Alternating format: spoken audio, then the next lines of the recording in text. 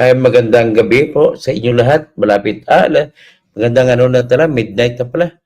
So, ngayon, magbablog lang ko, mapipilit na lang ako kasi nabasa ko sa ngayon na inuutos na ng Supreme Court na pinapasagot ang Senate of the Philippines at ang House of Representatives patungkol po sa petisyon ni Sara Duterte na ibasura ang reklamong impeachment laban sa kanya sapagkat po ito ay paglalabag sa one impeachment rule. Yan po ang nangyayari dito.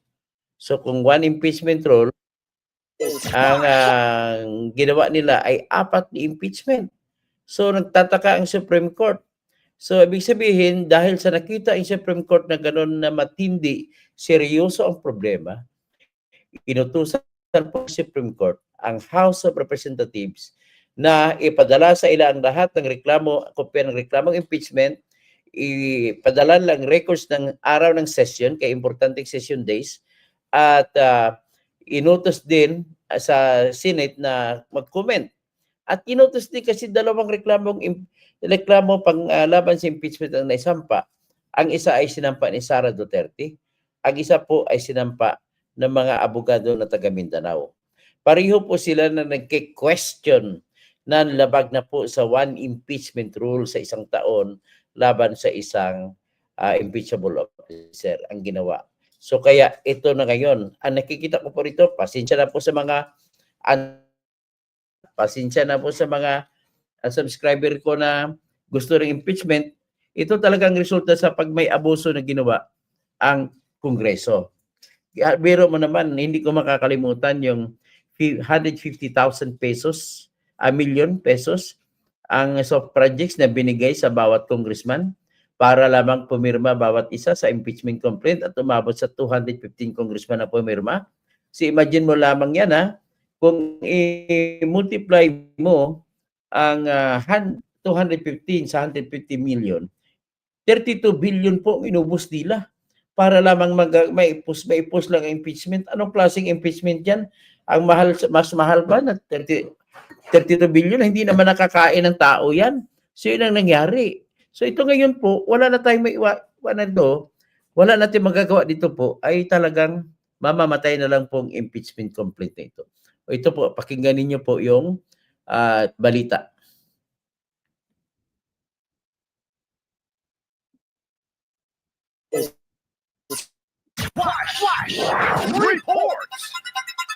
Ang Korte Suprema po inatasa na magsumite ng mga dokumento at President Sara Duterte. Narito po ang balitang kumpirmado, sigurado mula Korte Suprema. Steve Ras. Steve, anong detalye?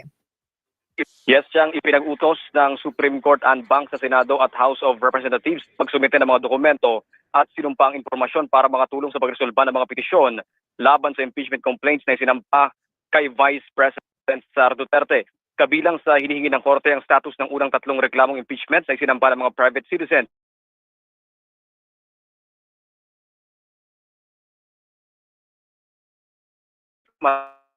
Kailan ipapasa sa Speaker ang isa ng endorso ng impeachment complaint. Ang legal na batayan sa Secretary General kung tatanggihan niya ang pagpasa nito sa loob ng idinagdang 10 session days. Kung ilang session days ang lumipas bago na ipasa sa Speaker at naisama sa order of business anuman ang legal na posisyon ng mga respondent at mga katanungan at detalye kaugnay ng articles of impeachment na ipinadala sa Senado. Binigyan lamang ng Korte Suprema ng 10 araw ang Senado at Kamara para sumagot mula sa oras ng pagtanggap nila ng abiso. Bukod dito, ipinag-utos na rin ng katastasang hukuman na i-consolidate o pagsamahin ang mga petisyon kaugnay ng impeachment complaint laban sa Vice Presidente. At yan ang balitang kumpirmado, sigurado. Ito ang Radyo Patrol Steve Raz, DZMM. So, delikado itong impeachment complaint na ito. Wala ito patutunguhan. Kasi ang hinanap po ng Supreme Court sa kanila, inutos sa kanila sa loob ng 10 araw na magsumite ng report ng lahat ng kopya ng impeachment complaint. Inalam sa kanila kung ilang araw na session days ang lumipas. Alam din kung may kapangyarihan ba ang Secretary General ng House of Representatives magdesisyon kung kailan niya i-endorso ang reklamong impeachment. Tandaan natin po noong December 2, 2024, may sinampa na reklamong impeachment. December 4, 2024, pa ng pangalawang impeachment. December 19, 2024, sinampa rin ang pangatlong impeachment. So, pinatakbo nila hanggang February 5 bago nila dinala yung tatlong reklamong impeachment andoon sa para pag-usapan ng pagkalahatan ng ombudsman, ng House of Representatives members. So, sinabay nila sa panghuling impeachment complaint o pang-apat na sinampa rin noong February 5. So, ibig sabihin, February 5 nila lahat dinala sa main na plenaryo para pag-usapan ang apat na impeachment. So, ngayon, ang tanong dyan, nilabag ba nila yung Section 2, Article 11 ng ating konstitusyon, Section 3, Paragraph 2 ng ating konstitusyon?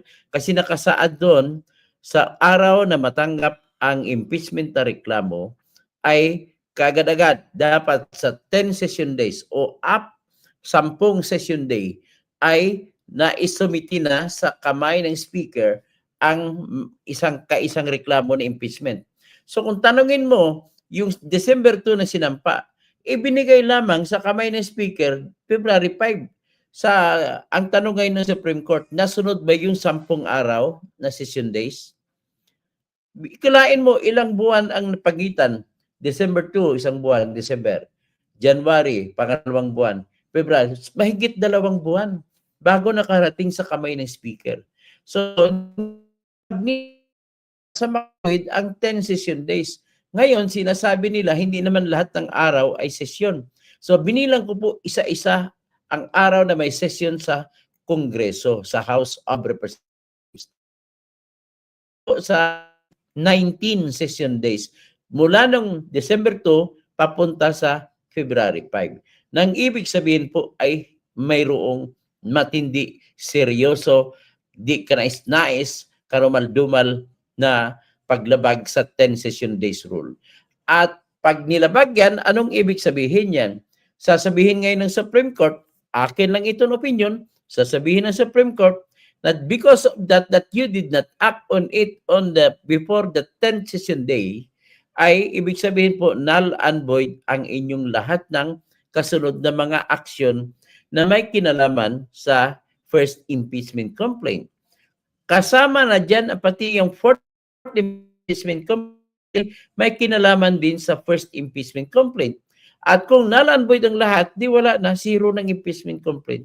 Yun po ang sinasabi ko. Na in other words, lumalabas po, really assist you, Cassandra Daisy, na tama ang aking legal theory. Umaksyon ayon sa aking legal theory ang Supreme Court. Inutusan ng Supreme Court, ulitin ko lang, ang House of Representatives, ang Senate of the Philippines, na magsumiti ng record sa loob ng 3 araw.